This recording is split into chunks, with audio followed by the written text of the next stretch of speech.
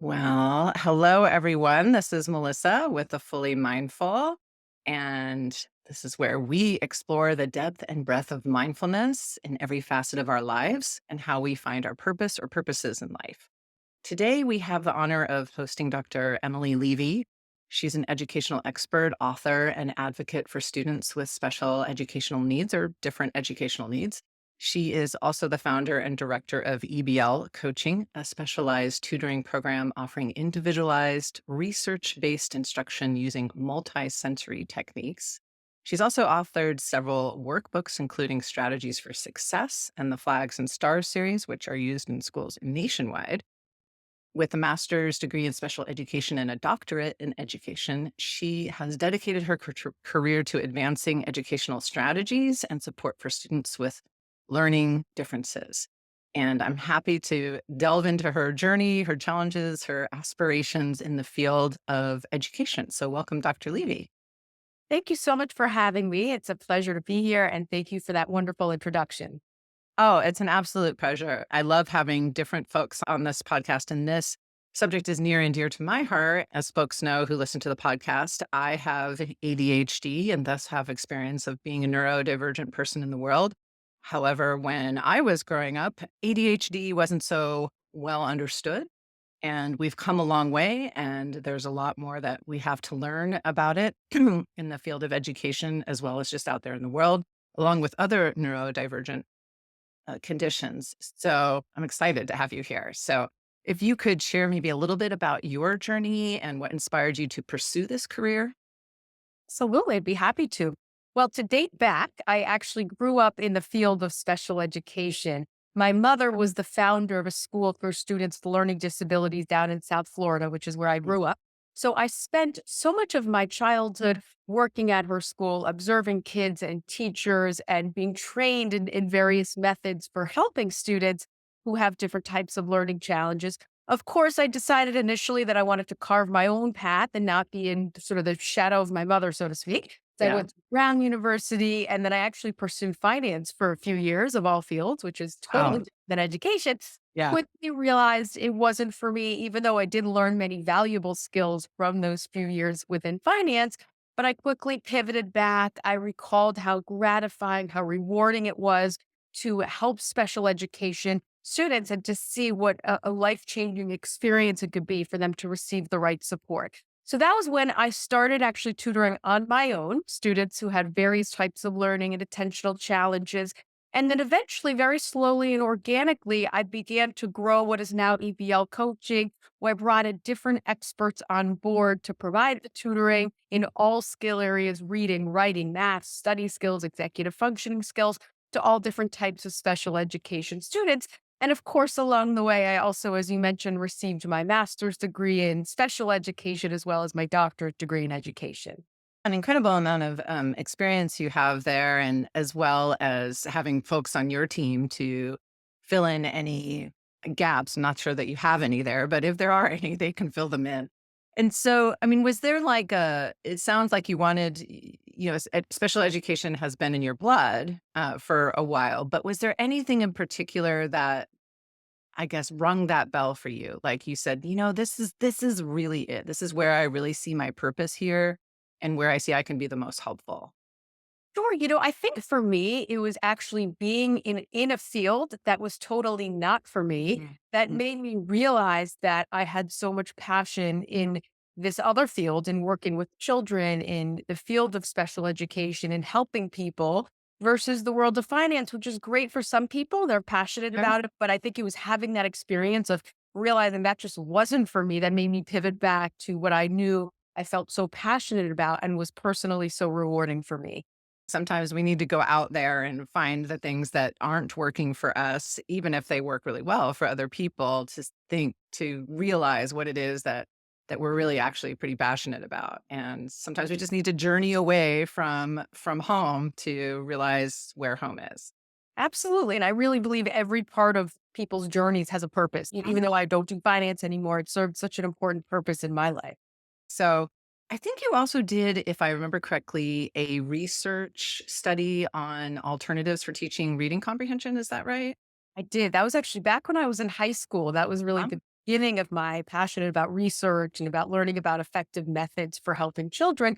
And that research study involved identifying an optimal strategy for teaching reading comprehension to students who have language based learning disabilities.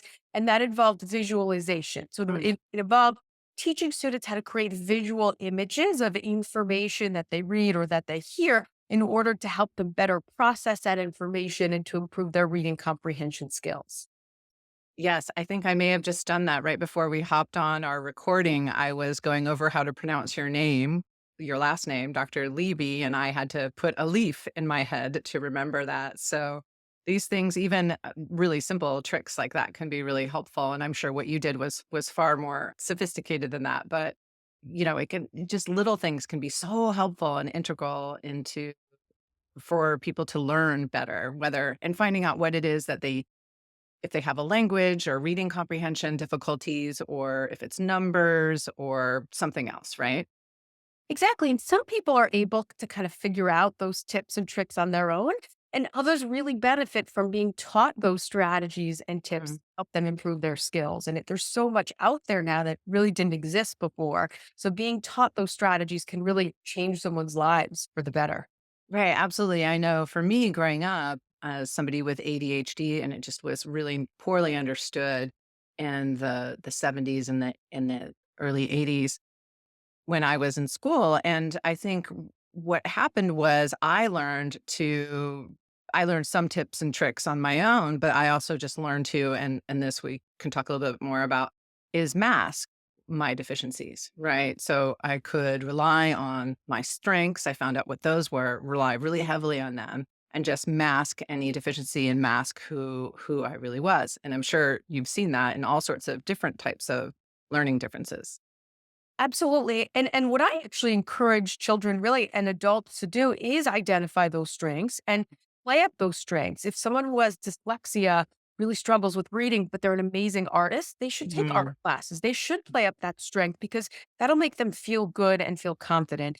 The challenge, though, is inevitably you're going to have to read and write as you progress through school. So it's important to continue to play up those strengths, which I think is so key for confidence, but at the same time work on developing those weaker areas. And I always tell students, we all have strengths and weaknesses. Yes. We're not perfect. I might be good at certain things. I'm a terrible swimmer, and my one of my daughters is a great swimmer. So I try to really look at it through that lens. We all have areas we need to work on, and we all have areas that we're stronger in. And that's such a helpful perspective, especially for children growing up, because there's this expectation in school that you know how to do these things and that everybody should know how to do these things. So there might be something wrong with you if you don't know how to do these things as well as another kid, right? Absolutely. And kids naturally compare themselves to one another. So I think without having an adult to help coach them through this or someone who's a third party, it Hmm. could really be devastating for children. They feel their self esteem is crushed. I mean, I see it all the time. They have anxiety, depression, low self esteem because they just see themselves as failures, even when that's completely not the case. Right.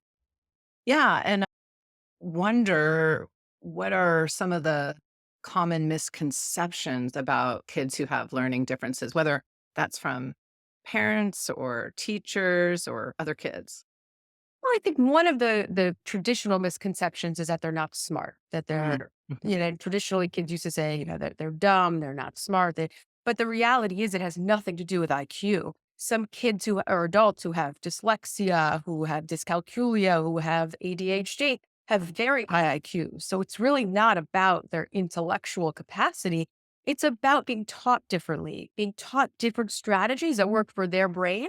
Whereas for some students, or like alluded to before, they're able to pick up on these strategies on their own and these skills on their own. And others just need them to be taught to them differently. So I think it's about identifying the right strategies and the right person who can teach them the strategies that work best for them.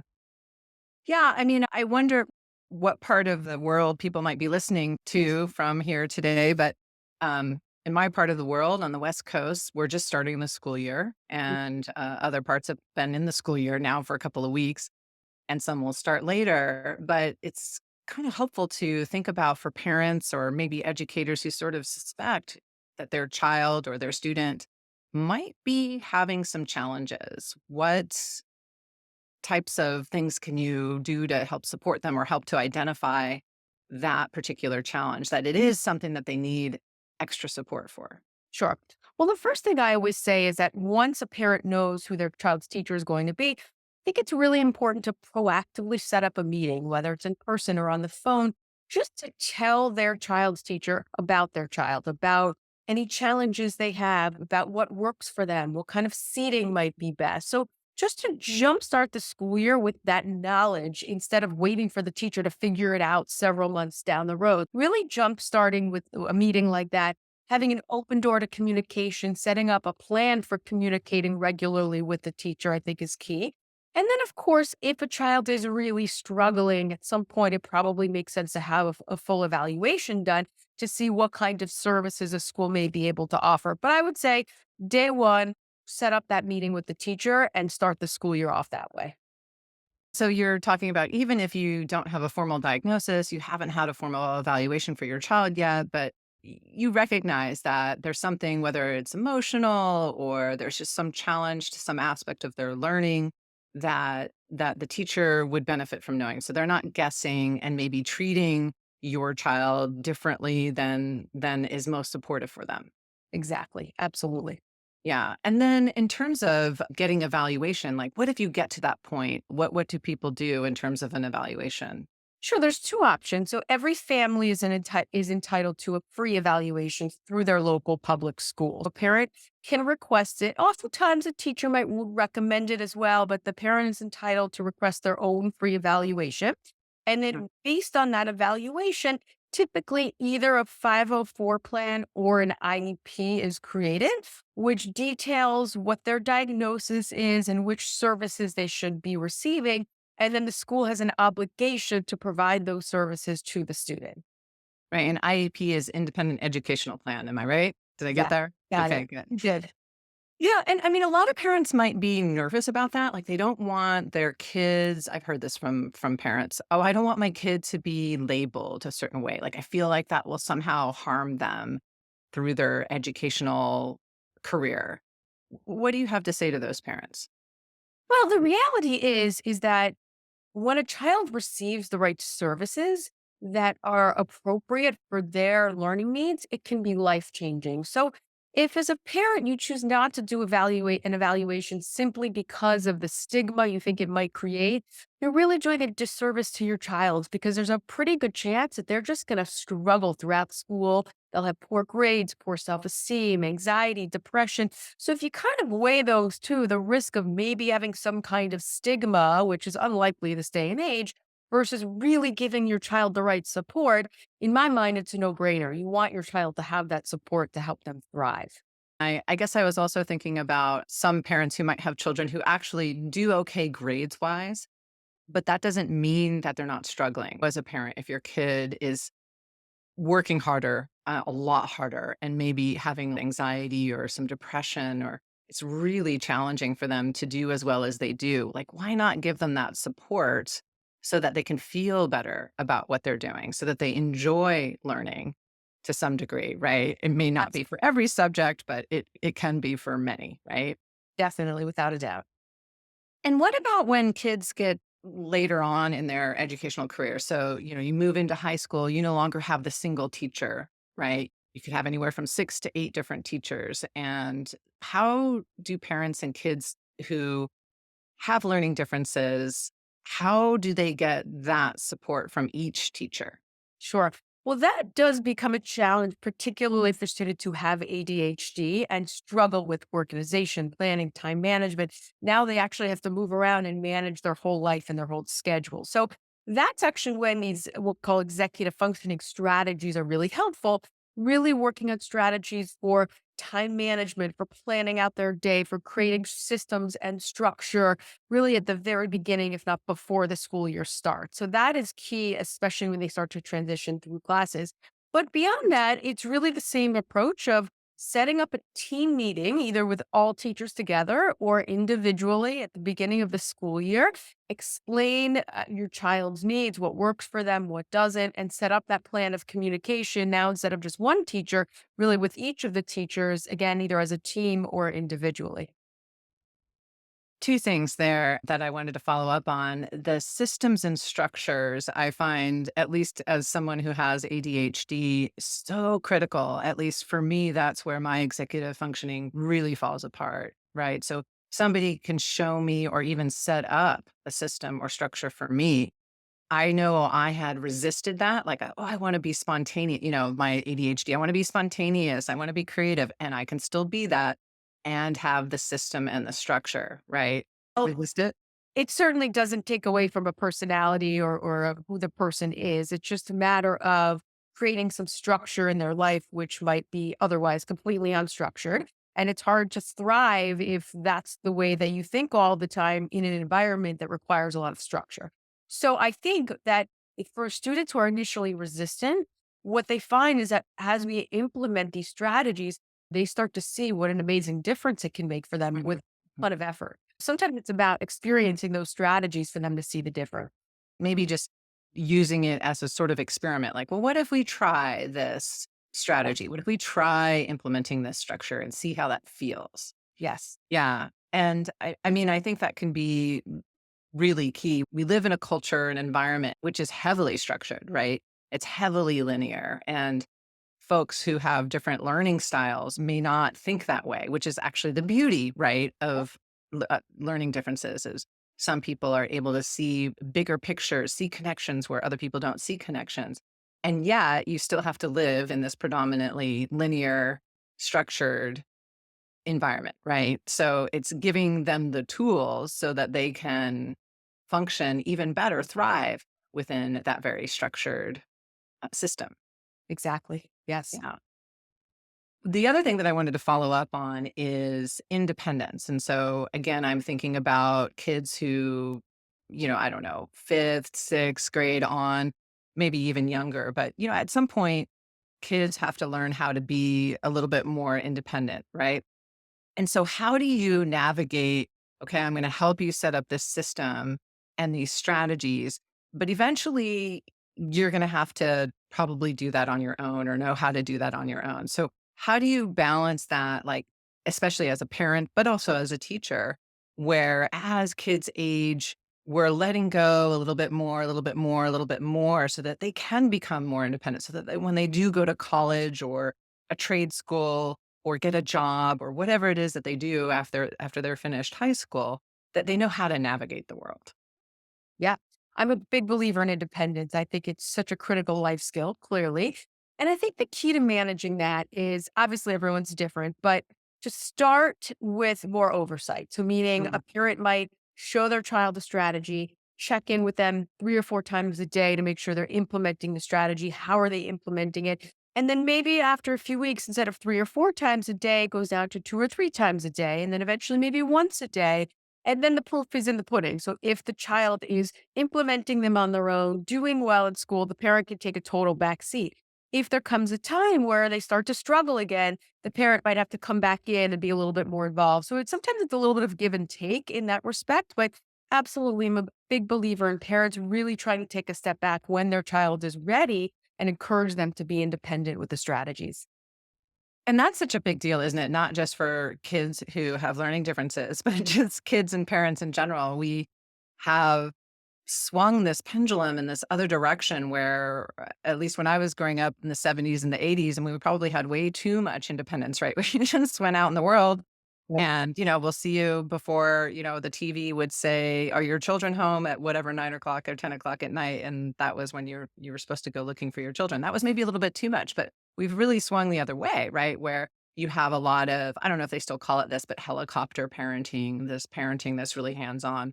For instance, I read a Facebook post recently about, was this sweet or I can't remember how they titled it, but was this a sweet action or, maybe something we need to be thinking about? It was a mother who spent the night with her child the first night in their dorm room, right?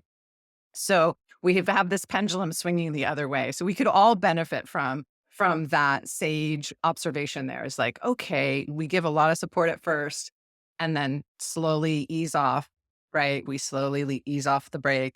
And then if we need to go back in there, we can a little bit, but that's our job, right? Like that's how our kids are going to become independent, successful people in the world.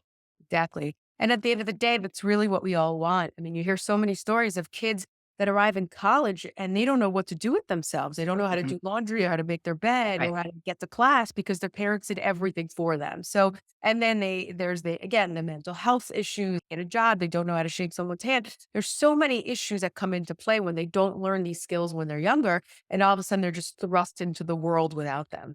Right. Right. At least in terms of kids who have learning differences, right? And you can give them the supports, you are automatically teaching this skill right here, how to do this on their own eventually, right? Yeah. Absolutely. So That's important. that's great. So I guess okay, so how did the idea of EBL coaching come to you? Obviously, you had this kind of career direct trajectory. What was it that made you decide, I'm gonna do this thing? It was a very organic process. I was in my second year of finance, realized it wasn't for me. And actually, in midway through that second year, I've started to call different schools in Manhattan. And I happened to have had this training in working with students with learning challenges. And I reached out to all the learning specialists at these schools and I told them I was a tutor and I was trained in these methods and would love to work with their students and didn't get calls for a while. And then all of a sudden the calls started rushing in. So I got to a point where I was doing finance during the day from 8:30 to 5 or whatever it was, and then all evening and all weekend, I was running around Manhattan working with kids. And I loved it, but it became too much. Yeah. So I took a leap of faith and I decided to leave my finance job. And then I started working with kids at schools during the day and it quickly maxed out my time. That was when I just slowly and organically brought in other experts who specialized in all different skill areas and just slowly and organically began to grow it that way.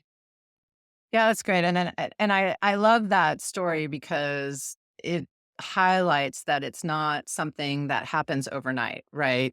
It took a while for you to get some calls back, and then you sort of had to straddle 2 careers there for a bit in order to make it work, I'm sure financially, as well as to just see if this was a viable thing that was gonna work for you. And then there's that leap of faith at some point that we all have to take whatever decision making that we're involved in, right? We have to take a leap of faith of like, okay, I'm going to see how this works. And it's been highly successful. And you've been able to help, I think, a tremendous number of people in now. Do you just work in New York or do you do stuff all over the world? It's a great question. And by the way, it was scary along the way. There were many where Yeah. the unknown was very scary and I made many mistakes along the way and you pick up and learn and so forth. But so no, we have offices in New York and New Jersey, and then we do virtual tutoring now with kids around the world, with kids in Europe and Asia and all over the world. So it's really an amazing opportunity to help kids not just in our local area, but really worldwide at this point, especially because many families live in areas where they don't have access to Orton Gillingham tutoring or an executive Mhm. functioning coach or this kind of specialized tutoring to help their children who may have special education needs. Yeah, that's fascinating. I guess the observer in me is wondering how kids from other cultures, how their learning differences are actually similar and how they might be different. Can you speak to that a little bit? I mean, well, of course, certain languages are more challenging than others, but it definitely applies to all languages, all cultures. It's really about how the brain functions and it can process language and so forth. So it definitely it applies, like I said, through all cultures, all languages. And do you notice that there's a difference for those who have difficulty with learning, let's say, the more humanities type of subjects like language or history, those sorts of things, versus people who have more difficulty with the mathematical or scientific based learning? I think it really depends. There are some that really just struggle with language based skills, others that just struggle with math, and some that struggle with all academic skills. So it's really about identifying the individual challenges and then coming up with a plan of action to target those challenges. Right. So you're really coming up with a very individualized plan for each student that EBL coaching works with, right? Very much so. Absolutely. Right. And that can be really supportive, even for a kid who has an independent educational plan. How do you collaborate when, let's say, a kid has an IEP, his 504 plan, and there's something that's happening in their school? How do your coaches work and collaborate with the kids, the parents, the teachers? who all have a hand in this. Yeah, we find the more we can work as a team, the better. So that's with parents, with teachers. If there are other service providers like a speech therapist, we find the more we can collaborate and work together as a team, the better it is for the child. So, how do you go about doing that? Again, that varies on a case by case basis. So it's sometimes it's monthly check-ins, sometimes it's regular meetings, sometimes it's speaking to the parent at the end of each session and showing them what they can work on in between sessions if the family is home and available to do that. So it's really a matter of assessing the situation for that student, for that family, and then coming up with the communication plan that's best for each one. So, what advice might you give to other educators who are really interested in making a difference in the lives of students with different educational needs, particularly those who might have ADHD or neurodivergent conditions? Sure. Well, a few things. One is, like you alluded to, I think it's really important to individualize the instruction to their specific and unique needs. At EBL Coaching, we pull from about 22 different research based techniques depending on what's right for each student. So I think really taking that customized approach to working with each child is so key. And then just really advocating for them as much as possible to make sure that they're getting support not only outside of school, but within the school day as well. Okay. Yeah, that makes sense. So, I mean, is there like a bigger purpose to this work?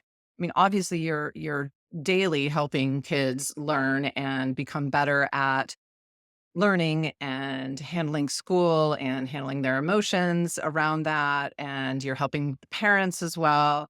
But is there some sort of bigger purpose that you see to this work?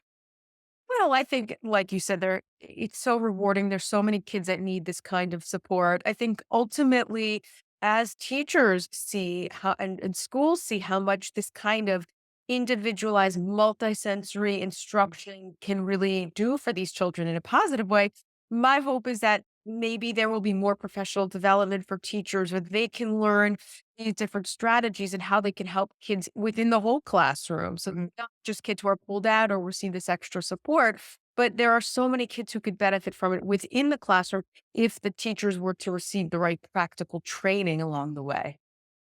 And do you see a lot of differences throughout this country as well as other countries where teachers are, some of them are less supported, some are more supported in terms of learning how to work with kids with different learning abilities? Do I think a lot of it depends on the geographic area, the district, the type of school. So yes, there is definitely variability. Hopefully it'll all continue to move in the right direction though. Well, speaking of which, where do you see educating different learning abilities going in the next maybe 5 or 10 years? Where do you see this field going? Well, again, I'm hopeful that teachers will receive not just training from their undergraduate or master's degree that's often more theoretical by nature, but really more practical, hands on training on strategies for how to help different types of learners so that they can apply it in the classroom. I'm hopeful that it will become more practical and less theoretical so that more and more Mhm. can be helped. Yeah. And are you thinking of expanding even more than you already have? I mean, it sounds like you're fairly international, but what's next? Yeah, I'm always thinking about expanding. Like I said, we've really expanded our virtual tutoring, which has been amazing. We're constantly developing new resources, technology, workbooks, materials that can be used physically and electronically, and then continuing to expand geographically as well. And does your work also go into social emotional learning for kids, or are you more focused on the educational piece, the learning piece? No, we don't specifically do therapy work or social Mhm. and emotional work. However, it's often tied together with academic work, meaning we find that as we build students' academic skills, in turn, we see them feel more self confident, reduced anxiety, reduced depression. So we find that they often do go hand in hand. Yeah, and I'm wondering, like, what kind of techniques you might incorporate. I mean, obviously, like you said, it's going to be an individualized plan for each student, but what sorts of things could someone expect if they're working with you or one of the coaches there? Yeah, I mean, of course, it does vary a lot, but we are big believers in positive reinforcement. So Mhm. these kids many of them are so used to negativity throughout school and often poor grades and like I said, a negative approach. So we really try to take that positive spin on whatever it is. If they struggle with writing, for instance, and when we start with them, they're only able to write maybe one sentence, but 3 months later, they're writing full paragraphs. We like to take out that work and say, look at what you were doing on day one and look at what you're doing now. You should feel so proud and so accomplished with the growth that you've made. So it's not these just empty compliments, but Mhm. actual, real, concrete compliments that reflect the progress that we're seeing. And that really affects self esteem in such a positive way.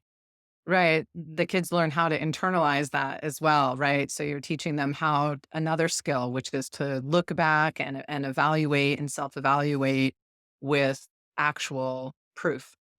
Absolutely. Makes a Yeah. difference.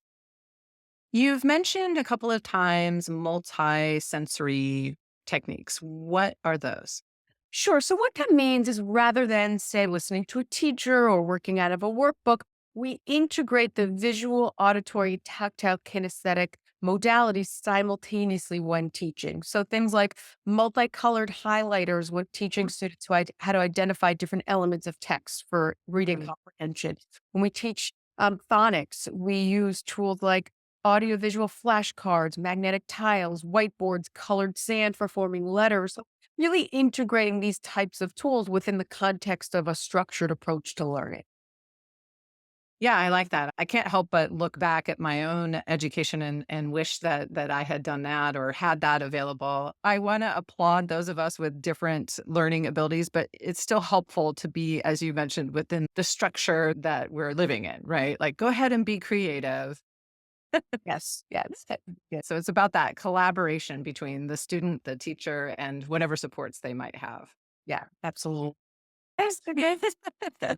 I wonder if you use a lot of what we talk about on this podcast, and if you introduce any sort of mindfulness techniques or anything that can help the student become more aware of their own thinking, how they think, and how they want to think, or how they can incorporate a new strategy or technique. Well, I will say we do really try to encourage students to be in the moment, to focus on what we're doing, whether it's focusing on a math assignment or writing assignment, or even sitting in class and listening to a lecture. There's so many distractions these days between phones and notifications and everything that goes on that we really try to have students focus and be mindful on the work that they're doing in that moment. Right, right. That's good. Yes, there are so many distractions. I think I read that I can't remember exactly what the statistic was, but it was appalling about not just students and school age children, but adults too, about how much time we spend on our phones. And of course, our phones are designed to be, or at least the applications on the phones are designed to be addictive and rewarding.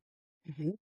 So, how, other than what you've already mentioned, the beautiful example of calling attention to a kid's or a particular student's growth and showing them how they've grown, how do you help students to be less distracted by the everyday distractions, whether that's their phone or friends or whatever might be the I mean, distractions they're it, learning? it can be tricky because there are Mm. so many distractions, but there are many tools that we try to integrate. For example, there's a strategy that we use for some students where we come up with a period of time that works for them. But it might be, for instance, we're going to work for 20 minutes and then Mhm. we're going to take a 5 minute break. And you could do whatever you want during that 5 minute break.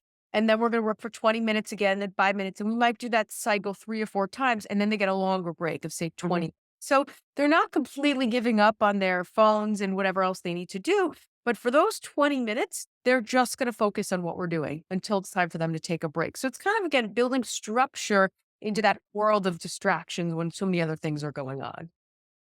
Yeah, and I know schools are really trying to deal with that. You know, you see across the country, I've seen several articles and know that my daughter's school, for instance, is implementing a no phones during the school policy. Lots of schools have different ways of doing that, whether that's you can't bring it to school or you have to put it in your backpack or your locker or you just simply put it in a cubby or something like that.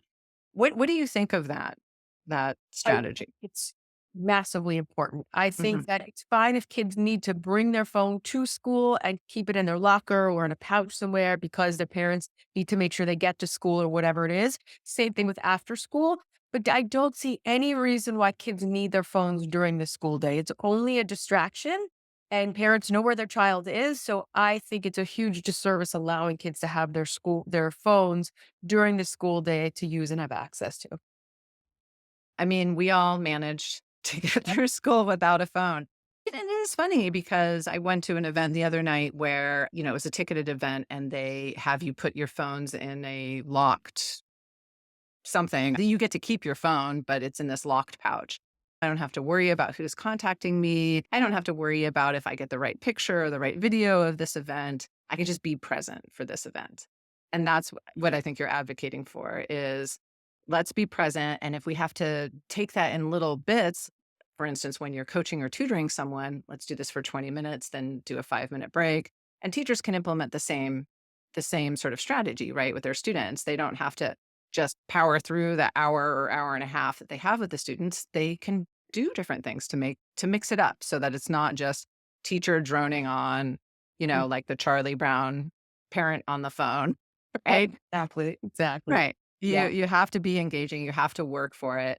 Attention is so difficult to achieve, personally, but also to invite attention is really challenging, right? And people have 99,000 other things that are going on in their lives. And so it really is a big challenge to get people to have full attention, and taking away phones is probably one tool in the tool belt, right? Exactly. And if you keep it engaging, likely the students aren't going to notice that their phone was gone. Yes, absolutely. Right. Well, are there any other resources that you can offer up parents or educators or kids who might be listening to this? I write articles all the time, blogs, articles on various topics, both for students and for parents and how they can help their kids. And that's on our website, Mhm. eblcoaching.com. We also have an Instagram, TikTok, and Facebook handle, all under EBL Coaching.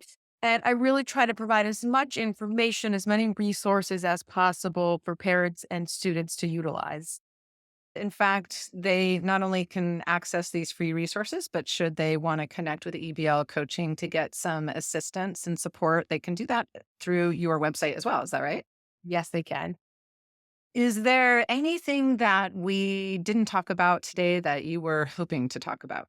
No, I think it was a great conversation. We covered a lot of interesting material, and I can't think of anything else that we didn't cover. Yeah. Well, I'm wishing everyone starting the school year the best of luck, the best of support for all of you, for parents, for students, for teachers, educators, para educators, everybody, because it's going to be an exciting new year. And it's such a great time to start fresh, start anew, and get the support we all need. Yes.